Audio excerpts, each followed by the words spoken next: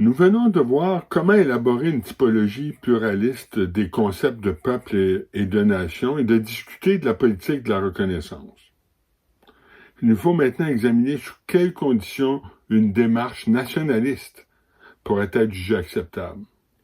Le nationalisme, dans sa version initiale, est ce qui a été appelé le principe des nationalités. C'est le principe en vertu duquel toute nation doit avoir son État, ou si l'on veut, celui affirmant que les limites du peuple doivent coïncider avec celles de l'État. L'important se situe dans cette idée d'une coïncidence de l'État avec les frontières du peuple. Mais cette idée est maintenue aussi lorsque l'on affirme plus une obligation, mais bien un droit. Si un État est créé, dont les frontières sont celles du peuple, on peut se représenter la situation comme le résultat d'une démarche nationaliste, que celle-ci s'appuie sur une obligation ou sur un droit. D'ailleurs, une population entière peut se sentir parfois obligée d'exercer ce droit.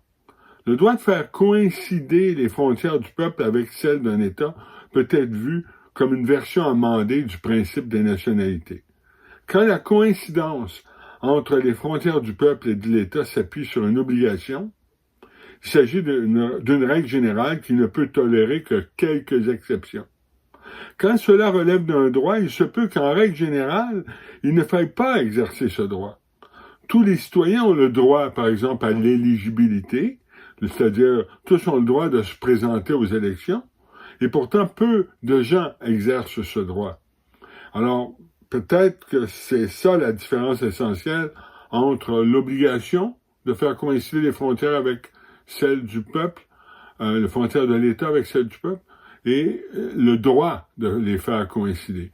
Mais cette différence-là ne change rien quant à l'essentiel, la substance, qui est l'élément commun aux deux.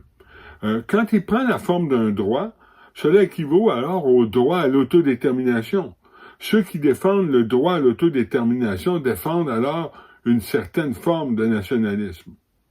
Mais il faut distinguer tout de suite l'autodétermination interne et l'autodétermination externe. Le droit à l'autodétermination interne, c'est le droit qu'a un peuple de faire coïncider les limites de son territoire avec un certain contrôle sur ce territoire, même si ce n'est pas le contrôle exercé par un État souverain. C'est le droit qu'a un peuple de se développer économiquement, socialement et culturellement, ainsi que, le cas échéant, le droit de développer ou de déterminer ses institutions politiques à l'intérieur d'un État souverain déjà existant. Le droit à l'autodétermination externe est le droit de choisir, de créer ou de renforcer un État souverain dans les relations externes que ce peuple entretient face à la communauté internationale. Alors, en plus de distinguer l'obligation de faire coïncider les limites de l'État avec les limites du peuple, distinguer cela du droit, et distinguer le droit à l'autodétermination interne du droit à l'autodétermination externe, il faut également distinguer des droits qui seraient inhérents et des droits qui seraient conditionnels. Un droit inhérent est un droit de base qu'un peuple a, peu importe qu'il ait subi ou commis une injustice. Un droit conditionnel, c'est un droit que le peuple peut exercer seulement s'il s'appuie sur une juste cause. Il faut enfin distinguer aussi les droits moraux et les droits légaux. Les droits moraux débordent la sphère juridique et se situent dans l'arène politique.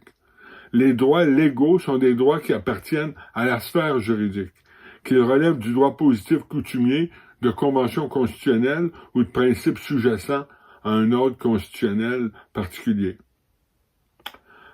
Alors, il existe plusieurs formes d'autodétermination interne. Il peut s'agir, par exemple, de la représentation politique. Le peuple élit des personnes provenant de son propre peuple pour qu'ils le représentent dans les institutions du pays. Cela lui permet d'avoir, en principe, un certain contrôle sur son propre territoire parce qu'il a des représentants qui parlent en son nom dans les institutions du pays. C'est un droit de représentation politique. La forme la plus achevée d'une telle représentation politique exigerait l'adoption d'un modèle dans lequel tous les peuples constitutifs d'une nation-État seraient représentés dans toutes les instances de l'État. C'est le modèle consociationaliste. Le peuple élirait des représentants donc à tous les niveaux de l'appareil étatique, au niveau du pouvoir législatif et du pouvoir exécutif, au Sénat, en Cour supérieure, en Cour d'appel, en Cour suprême.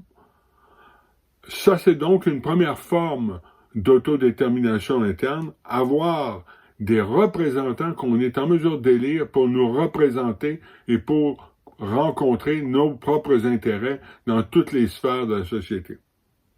Le gouvernement autonome fournit peut-être l'exemple le plus clair d'autodétermination interne. Il s'agit de doter le peuple d'institutions politiques, gouvernementales qui rendent possible l'adoption de lois applicables sur le territoire du peuple concerné. Alors, le peuple peut exercer un contrôle sur son propre territoire. Les limites de ce contrôle sont les limites du peuple. Les limites du peuple sont les limites de ce contrôle. Donc, il reste quelque chose de l'autodétermination au sens impliquant un plein contrôle, un plein nationalisme. Mais c'est un nationalisme, on peut dire, interne, à l'intérieur d'un État souverain. On a ensuite la participation à la conversation constitutionnelle, qui serait un autre exemple d'exercice du droit à l'autodétermination interne. Si on est convoqué régulièrement à discuter des principes constitutionnels qu'il faudrait réviser, ajouter ou retrancher pour que le peuple se sente en contrôle sur son propre territoire, même s'il n'est pas souverain sur son territoire, eh bien, c'est une forme d'autodétermination interne. Ça implique donc un droit de regard concernant tout changement constitutionnel qui le concerne, et ultimement, cela appellerait un droit de veto concernant tout changement le concernant. Aucun changement le concernant au sein de l'ordre constitutionnel ne pourrait survenir sans son consentement préalable, libre et informé. Il s'agirait ensuite de doter le peuple de sa propre constitution interne. Avoir sa propre constitution interne, c'est une autre forme d'autodétermination interne. Les règles qu'on adopte au sein de cette constitution prévalent sur le territoire sur lequel on exerce un certain contrôle. Le droit qu'aurait le peuple de se donner la constitution de son choix permettrait ensuite au peuple de développer des principes gouvernant l'ensemble de ses lois particulières. Enfin, c'est une dernière forme d'autodétermination, le peuple aurait également le droit qu'un amendement constitutionnel soit adopté afin que les principes gouvernant sa propre constitution interne soient aussi enchâssés dans la constitution du pays. Ce sont là 5 modalités d'application de l'exercice du droit à l'autodétermination interne. Mais il existe aussi différentes modalités d'application de l'exercice du droit à l'autodétermination externe. Le droit de sécession, par exemple, fournit l'exemple le plus connu d'autodétermination externe. Il s'agit de violer le principe de l'intégrité territoriale d'un État pour se donner son propre État. Il y a toutefois aussi le droit d'association, qui, bien qu'il implique aussi la violation de l'intégrité territoriale du peuple parent, de l'État parent, ne suppose pas la création d'un nouvel État, mais plutôt l'association du peuple à un autre État déjà existant de son choix. C'est le droit d'association. J'ajouterai un troisième exemple d'autodétermination externe. Il s'agirait du droit de posséder l'État que l'on a déjà. Il ne suffit pas d'avoir un État pour avoir le droit de posséder cet État. Il se peut que parfois les deux ne coïncident pas. Le peuple peut avoir un État sur un territoire alors qu'il n'a pas le droit de l'avoir. Lorsque l'exercice de ce droit est légitime, il n'y a pas de violation d'une intégrité territoriale, car le droit s'applique à l'intérieur de la juridiction déjà existante.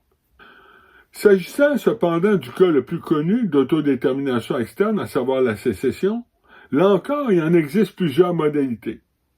La sécession peut être négociée. Dans une telle situation, les deux parties s'entendent sur une démarche faite à l'amiable.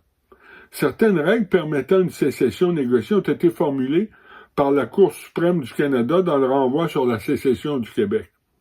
Sur la base du principe démocratique et du principe de fédéralisme, qui sont deux principes sous-jacents à l'ordre constitutionnel canadien, la Cour suprême du Canada a statué qu'une province pouvait avoir le droit de tenter de faire sécession.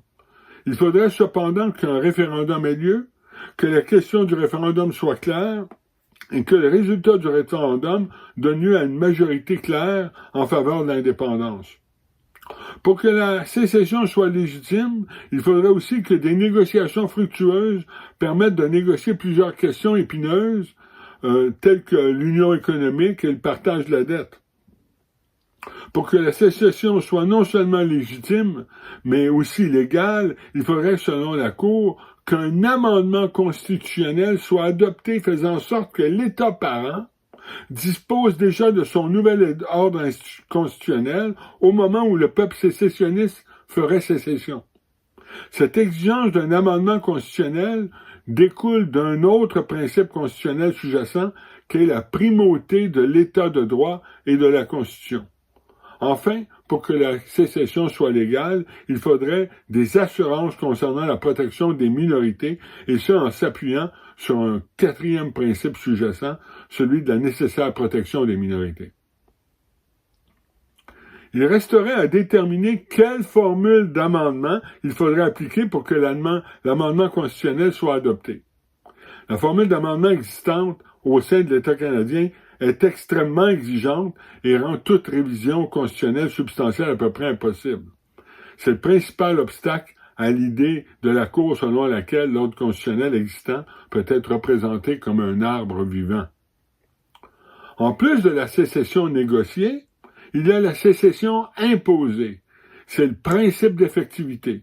Il est généralement reconnu que si le peuple sécessionniste exerce un contrôle effectif sur son territoire et obtient la reconnaissance de la communauté internationale, alors le droit international reconnaîtra ce peuple comme doté d'un État souverain. L'obstacle principal à ce genre de sécession, c'est l'État parent. S'il refuse la sécession, il pourra chercher à contrer le contrôle du territoire que le peuple sécessionniste tente de rendre effectif, et il pourra chercher à influencer la communauté internationale pour que celle-ci ne reconnaisse pas le nouvel État. Alors, en plus de la sécession négociée et de la sécession imposée, il y a la sécession comme règle spéciale, adoptée dans la Constitution de l'État parent.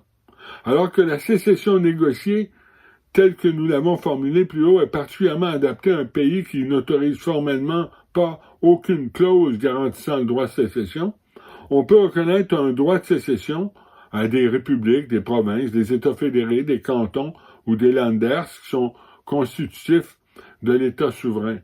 Par exemple, en Russie, les anciennes républiques avaient des droits de sécession constitutionnalisés. C'est un droit de sécession, donc, spécial, puisque on choisit de le mettre dans une constitution. Et il y a enfin la sécession unilatérale réalisée sans l'accord de l'État parent, mais celle-ci serait absolument légitime si elle était appuyée sur une cause juste. On peut l'appeler alors la sécession remède. C'est une sécession qui cherche à réparer une injustice subie. Alors que le principe d'effectivité ne requiert pas en soi l'existence d'une cause juste, mais repose essentiellement sur un rapport de force au terme duquel le peuple sécessionniste serait sorti vainqueur, la sécession remède fait intervenir essentiellement une juste cause. C'est un recours sur lequel s'appuierait par exemple un peuple qui aurait tenté en vain de parvenir à une sécession négociée. La théorie de la sécession remède a surtout été défendue par le philosophe Alan Buchanan. Tel que je l'envisage, des différences majeures existent entre sa version et celle que je voudrais adopter. La sécession remède n'est dans la perspective qui est la mienne qu'un exemple parmi d'autres d'autodétermination externe fondée sur une juste cause.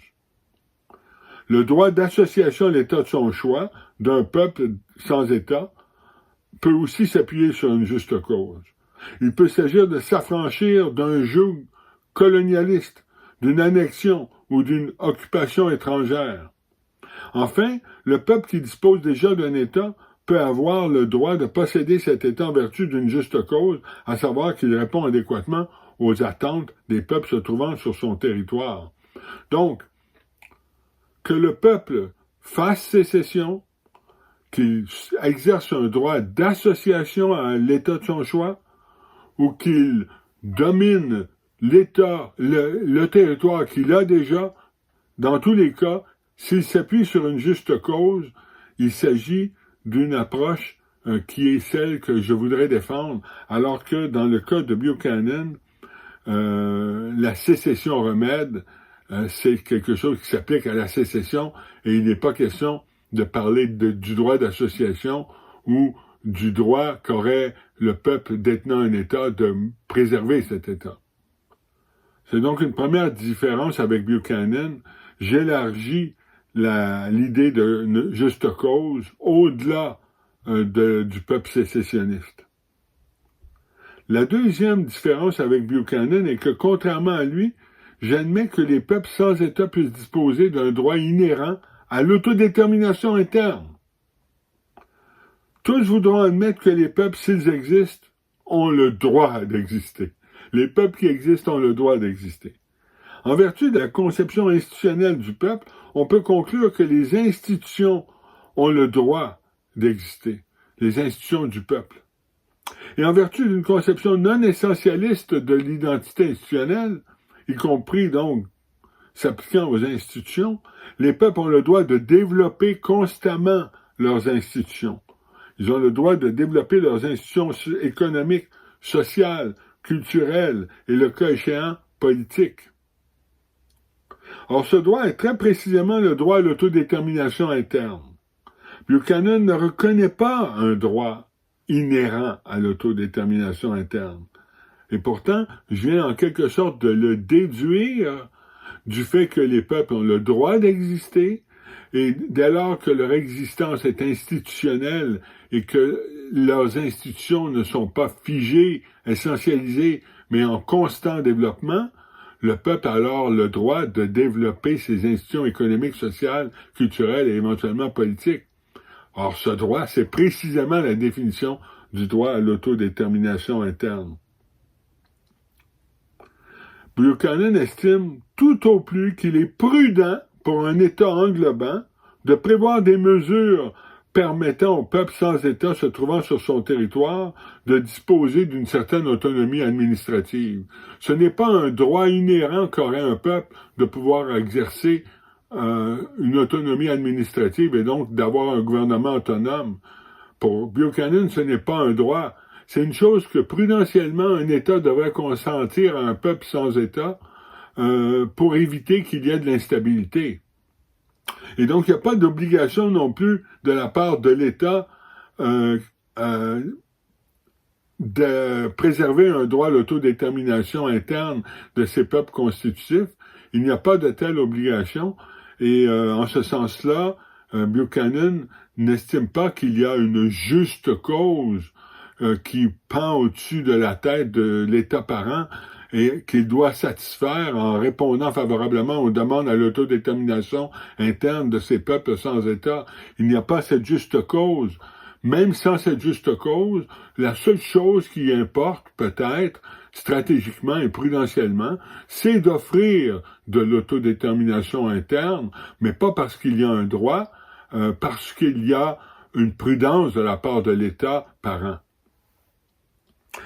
Pour Buchanan, il n'y a pas d'obligation donc morale à assurer de l'autodétermination interne à des peuples sans État. Il peut arriver qu'un peuple ait, selon Buchanan, le droit à une sorte d'autodétermination interne, mais cela ne se produit que si l'État ne reconnaît pas les droits individuels de certains membres d'accéder à sa propre culture ou de parler sa propre langue. Dès lors qu'on répond favorablement à des droits individuels, à sa propre culture ou à sa propre langue, l'État remplit parfaitement ses obligations. Et s'il ne le fait pas, ça confère au peuple sans État un droit à l'autodétermination. Autrement dit, le droit à l'autonomie institutionnelle une autonomie pleine et entière, le droit à l'autodétermination interne, n'existe selon Buchanan que comme réparation à la violation de certains droits individuels culturels. Puis à l'encontre de ce point de vue, je défends que les peuples ont un droit inhérent à l'autodétermination. C'est un droit donc qu'on peut dériver, comme je l'ai montré, à partir du droit d'exister des peuples, de la conception institutionnelle de l'identité des peuples et du caractère dynamique de l'identité. À ce droit correspond donc une obligation. Et s'il s'agit de considérer le droit qu'a un peuple sans État, situé sur le territoire de cet État, c'est la nation-État qui est le sujet de cette obligation. Cette nation-État ou cet État-nation aura l'obligation de reconnaître au sens d'habiliter ou de favoriser le développement des institutions du peuple concerné. Nous avons déjà fourni des arguments en faveur d'une politique de la reconnaissance, mais nous sommes en présence ici d'un autre argument. Il y a une obligation à mettre en place une politique de la reconnaissance à l'égard des peuples sans État. La reconnaissance, dans ce cas-ci, s'impose comme obligation découlant de l'existence du droit à l'autodétermination interne des peuples sans État. Alors donc, ça fait une deuxième différence avec Buchanan. Buchanan a une théorie restreinte de la juste cause, si vous voulez. Il l'applique à la sécession pour les peuples sans État. Et ensuite, il ne reconnaît pas un droit inhérent à l'autodétermination interne. La troisième différence majeure avec Buchanan est la suivante. Un peuple a le droit de faire sécession, dans la théorie que je mets de l'avant, dès lors que son droit inhérent à l'autodétermination interne n'est pas respecté. Les 5 illustrations de l'autodétermination interne permettent aussi d'indiquer à quelles conditions la préservation de l'intégrité territoriale de la nation organisée en État peut reposer sur une juste cause. La nation-État doit répondre favorablement aux demandes des nations sans État, quelles qu'elles soient, dans l'ensemble des 5 conditions mentionnées. Alors, donc, étant donné l'existence d'un droit à l'autodétermination interne, il y a une obligation de la part de l'État, ce n'est pas seulement qu'une prudence, c'est une obligation de la part de l'État d'être favorable au droit à l'autodétermination interne, ce qui veut dire appliquer l'une des 5 ou plusieurs des 5 modalités de l'autodétermination interne que j'ai déjà décrites. Le peuple organisé en État souverain a l'obligation de répondre favorablement à l'une ou l'autre de ces demandes parce qu'il y a un droit inhérent à l'autodétermination interne. S'il ne fait pas, il n'y a pas de juste cause associée au maintien de l'intégrité territoriale de cet État souverain. Buchanan admet donc la sécession que si les droits individuels sont systématiquement bafoués, comme les Kurdes en Irak, ou que le territoire a été annexé par une puissance étrangère hostile, l'URSS envahissant les pays baltes, ou que l'on assiste à la violation systématique des ententes d'autonomie administrative déjà existantes. Le Kosovo bénéficiait de l'autonomie à l'intérieur de la Serbie lorsque celle-ci lui a été enlevée à demeure. Eh bien, ça a été une façon de violer systématiquement une entente administrative déjà existante, ce qui, aux yeux de Buchanan, accordait un droit d'indépendance au Kosovo. Ce n'est donc pas, selon lui, la violation d'un droit inhérent à l'autodétermination interne qui justifierait ce recours. Même si le droit international peut servir à favoriser des sécessions négociées et que la communauté internationale prend acte des sécessions réalisées en accord avec le principe d'effectivité, la sécession romaine est celle qui ressemble le plus à ce que dit le droit international. On affirme le droit à l'autodétermination interne des peuples et l'obligation des États de respecter ce principe. Et on admet qu'un peuple puisse exercer son droit à l'autodétermination externe s'il est sous un joug colonial ou alors s'il fait l'objet d'une occupation illégale, voire si l'État parent ne respecte pas son droit à l'autodétermination interne. Ce sont là des grands types de causes justes pour les peuples sans État. La violation la violation de leurs droits, qu'il s'agisse de subir un joug colonial, de subir une occupation illégale, ou qu'on viole d'une manière ou d'une autre l'autodétermination du peuple, voilà une cause juste pour faire sécession. Bien entendu, il est précisé que la sécession est autorisée si, et il n'y a pas de seulement si. La colonisation, l'occupation et la violation de l'autodétermination sont des conditions suffisantes, mais elles ne sont peut-être pas des conditions nécessaires, car dans certains cas, des sécessions ont lieu dans la violence, par le contrôle effectif du territoire, alors que d'autres sont négociées et que d'autres encore découlent de dispositions spéciales prévues dans la Constitution d'État parent. Pour plusieurs, le mot nationalisme ne peut donc malheureusement avoir qu'un sens péjoratif. C'est le constat que je faisais dès le début de mon exposé. Et même si la version non recommandable est toujours décrite par une expression qualifiée, c'est-à-dire on ne condamne jamais le nationalisme simplement, on dit on doit condamner le nationalisme de droite, le nationalisme identitaire, l'ultranationalisme, mais l'adjectif semble à chaque fois être utilisé pour convaincre l'interlocuteur du caractère condamnable du nationalisme lui-même. Ben, il y a une raison expliquant cela. Si chaque peuple endosse la version traditionnelle du nationalisme, cela engendre des guerres de territoire.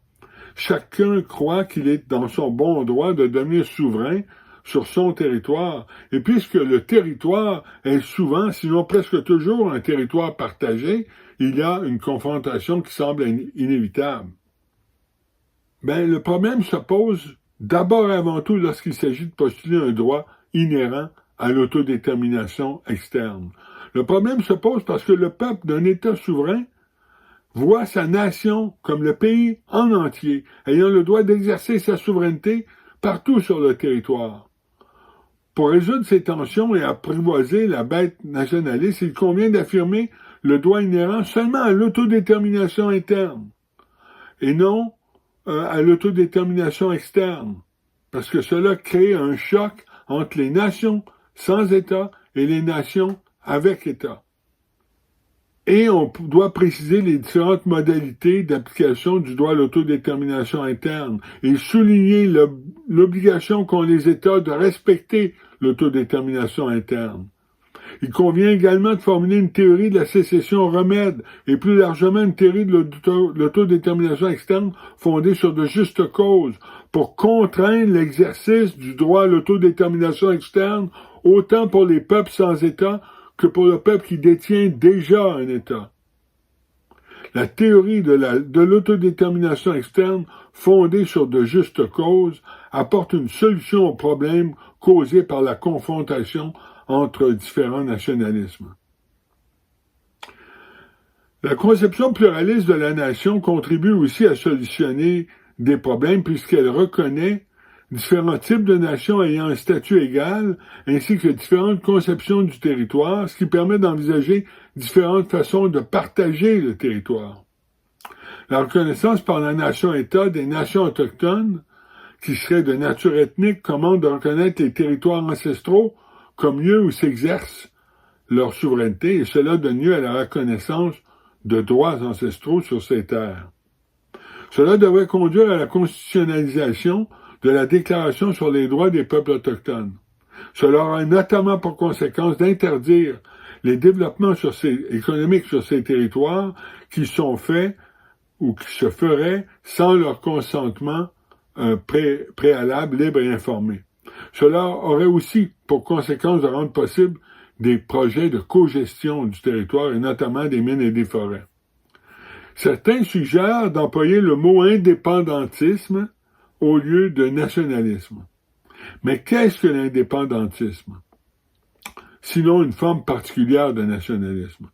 Celui ou celle qui promeut l'indépendance pour son peuple propose que les frontières de son peuple coïncident avec les frontières de l'État. Or, cela équivaut à adopter une posture nationaliste. Les peuples ne sont pas les seuls à jouir de droits collectifs. Les minorités issues de l'immigration aussi en ont.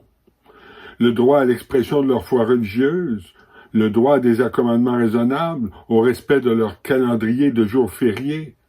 Ce sont là des droits que Will Kimmika nomme droits polyethniques et qui peuvent notamment être réclamés par les minorités issues de l'immigration.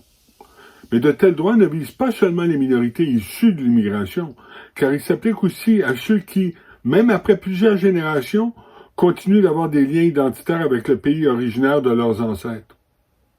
Il peut s'agir par exemple de la minorité pakistanaise de deuxième génération vivant en Grande-Bretagne, mais aussi de la minorité afro-américaine des États-Unis, dont l'identité se constitue à partir de leur expérience de déportation et d'esclavagisme passé. Kimmika ne sait pas comment caractériser les Noirs américains, et la raison est qu'il ne dispose pas d'un concept plus large de diaspora non contiguë, qui inclut non seulement les citoyens d'immigration, mais aussi ceux qui conservent toujours un lien identitaire à une communauté d'origine, même après plusieurs générations. En plus des peuples et de ces fragments de peuples que j'appelle diaspora non contiguë, il y a les extensions de nations voisines que j'appelle diaspora contiguë. Ce sont des fragments minoritaires de peuples parce que ces groupes ne constituent pas à eux seuls des peuples. Ils se sentent souvent partie prenante du peuple dont ils sont une extension sur le territoire d'un autre peuple. Le défi alors serait de les accommoder et de leur accorder des droits collectifs à cause de cette autre allégeance, sans devoir nécessairement redessiner les frontières pour constituer des groupes ethniquement homogènes. La reconnaissance de telles minorités n'est pas abstraite. Les accords de Minsk auraient dû et peut-être pu être appliqués en Ukraine. Ces accords visaient justement à préserver les droits collectifs de la minorité russophone de l'Ukraine. Il aurait été aussi possible de protéger la minorité arménienne du Haut-Karabakh en Azerbaïdjan, au lieu de les forcer à quitter la région et de retourner vivre en Arménie. Une même remarque s'applique au sujet de la minorité kosovare de Serbie. Les membres de cette minorité se considéraient comme des Albanais. Le Kosovo jouissait d'une certaine autonomie avant que la situation ne se détériore. Si elle avait pu être maintenue, on aurait eu un bel exemple de reconnaissance de ces groupes que j'ai décrits comme des extensions de nations voisines. Une autre conséquence de l'approche qui est la mienne au sujet des diasporas contiguës peut être mise en évidence dans le conflit qui oppose Israël et le peuple palestinien. Même si l'espoir de créer l'État de Palestine s'étiole peu à peu, rappelons que l'un des principaux arguments contre la solution à deux États avait été de soulever le problème posé par la présence de colons israéliens. Il y a 800 000 colons israéliens en Cisjordanie, incluant ceux qui sont à Jérusalem-Est. Il était en principe possible d'envisager la création d'un État palestinien impliquant la souveraineté sur un territoire en fonction des délimitations territoriales de 1967. À la rigueur, on aurait pu aussi admettre que Jérusalem-Est est la capitale de ce nouvel État. Il aurait fallu admettre un accès au mont du Temple et en particulier à la mosquée Al-Aqsa, qui est la troisième mosquée en importance pour l'islam, de même qu'un droit de retour des réfugiés palestiniens sur le territoire de ce nouvel État palestinien. Le problème est que plus de 800 000 colons juifs se trouvent sur ce territoire.